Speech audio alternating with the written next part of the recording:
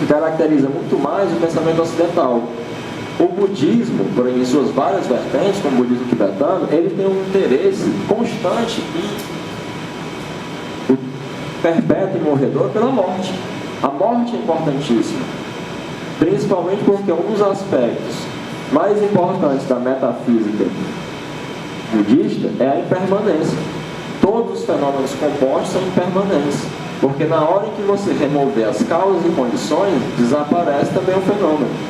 Todo fenômeno é vazio de realidade intrínseca. É o que na metafísica budista é chamado de pratika samutpada, da geração interdependente. Sem todos os fenômenos são interdependentes. Não existem fenômenos que existam por ele mesmo. Ele depende de um observador, depende de uma série de causas e condições. A vida, e o que é mais importante, a nossa vida, ela também faz parte desse cosmos, em que essa é uma lei universal e geral.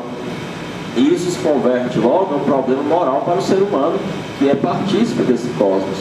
E isso é mostrado de uma maneira muito plástica, muito bela nesse filme. E o Ashtaka, ao redimir, veja que o problema é um problema de.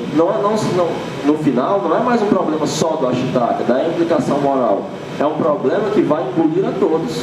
E ao se redimir, ele redime também toda a sua sociedade. Talvez aí resida a beleza desse filme.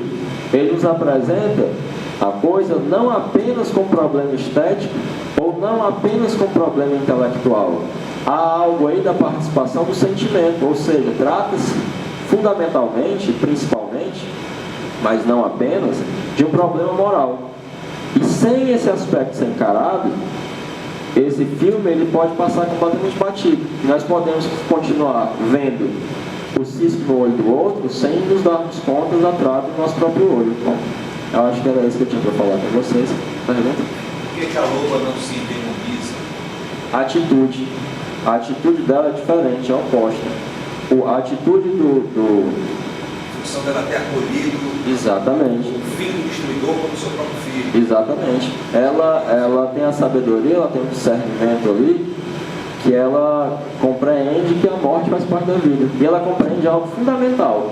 A todo instante os javalis querem... Tem uma antecipação da projeção da Ashtaka, do protagonista, pode ser, história para ele, né? Pode ser pensado.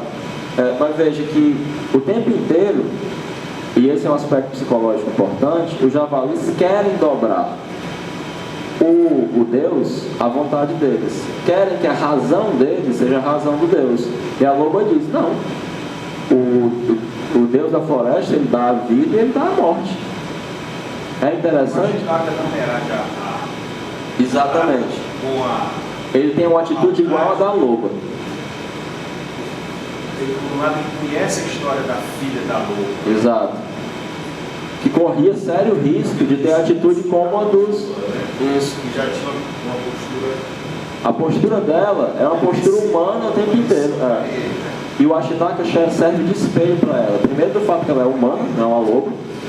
E aí, como ele compreende, pelo discurso da mãe que acolheu o filho do inimigo, né, da loba que acolhe o filho Exato. do dono, como sua própria filha,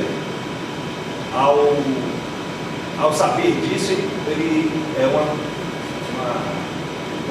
ela já tem como resumo Exato. de toda a trajetória. Já está sintetizado na imagem dos três lobos da loba. Ele compreende a que o fere, a sua amante assassina, né? Isso. Como ele a compreende porque sabe a história dela e ela não sabe. Isso aí é. Isso. Eu fico sem saber por que ela tem que ser ignorante em relação àquela história, né? Eu acho que é porque isso surge como alegoria ou como metáfora da nossa própria ignorância. Quase todos nós somos ignorantes acerca da nossa própria história. Em certa medida, essa é uma ignorância involuntária, mas há também o que Jung chamava de... você pode voluntariamente querer ser inconsciente. Não tem aquela história de que o pior cego é aquele que não quer ver. Existem as inconsciências parciais, existe a inconsciência, mas tem também inconsciências artificiais, em que você prefere ignorar aquilo, você prefere não ficar sabendo, você não tem a decisão moral de realmente querer enxergar, porque é mais fácil não enxergar. Além daquela ignorância que é involuntária, que sem necessidade e sem designação, você não é capaz realmente de atravessar essa treva de ignorância.